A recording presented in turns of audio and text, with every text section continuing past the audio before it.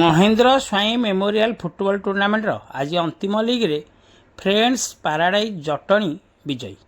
ଖଣ୍ଡପଡ଼ା ସହରାଞ୍ଚଳ ଅଧୀନ ମଧୁବନ କ୍ରୀଡ଼ାଙ୍ଗନରେ ସପ୍ତମ ରାଜ୍ୟସ୍ତରୀୟ ମହେନ୍ଦ୍ର ସ୍ୱାଇଁ ମେମୋରିଆଲ ଫୁଟବଲ ଟୁର୍ଣ୍ଣାମେଣ୍ଟର ଆଜି ଚତୁର୍ଥ ଲିଗ୍ ଅନୁଷ୍ଠିତ ହୋଇଯାଇଛି।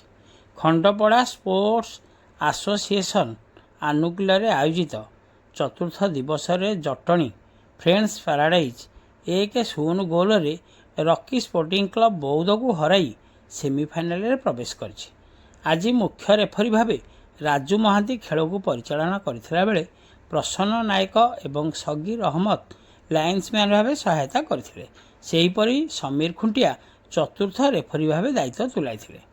ଆଜି ମୁଖ୍ୟ ଅତିଥି ଭାବେ ବିଜ୍ଞାନ ଏବଂ ପ୍ରଯୁକ୍ତି ବିଦ୍ୟା ତଥା ଖାଦ୍ୟ ଯୋଗାଣ ଓ ଖାଉଟି କଲ୍ୟାଣ ମନ୍ତ୍ରୀ କୃଷ୍ଣଚନ୍ଦ୍ର ପାତ୍ର, ବିଧାୟକ ଦୁଷ୍ମନ୍ତ କୁମାର ସ୍ୱାଇଁ, ଭାପୁର ତହସିଲଦାର ଲୋପାମୁଦ୍ରା ରଥ, ସ୍ଥାନୀୟ ତହସିଲଦାର ବିଶ୍ୱବିଶ୍ରୁତ ତ୍ରିପାଠୀ, ଖଣ୍ଡପଡ଼ା ଏନ୍ଏସି ନିର୍ବାହୀ ଅଧିକାରୀ ଅଭିଷେକ ମିଶ୍ର, କଟକ ସାଂସଦଙ୍କ ନୟାଗଡ଼ ଜିଲ୍ଲା ପ୍ରତିନିଧି ଗୟାଧର ପରିଡ଼ା, ଖଣ୍ଡପଡ଼ା ବ୍ଲକ ପ୍ରତିନିଧି ଚନ୍ଦ୍ରକାନ୍ତ ବଳିଆରସିଂ, ସମାଜସେବୀ ଅଖିଳ କୁମାର ମହାରଣା ଓ ଏସ୍ଟିପିଓ ମଦନ ମୋହନ ପ୍ରଧାନ ପ୍ରମୁଖ ଉପସ୍ଥିତ ରହି ଖେଳାଳିଙ୍କୁ ଉତ୍ସାହିତ କରିଥିଲେ।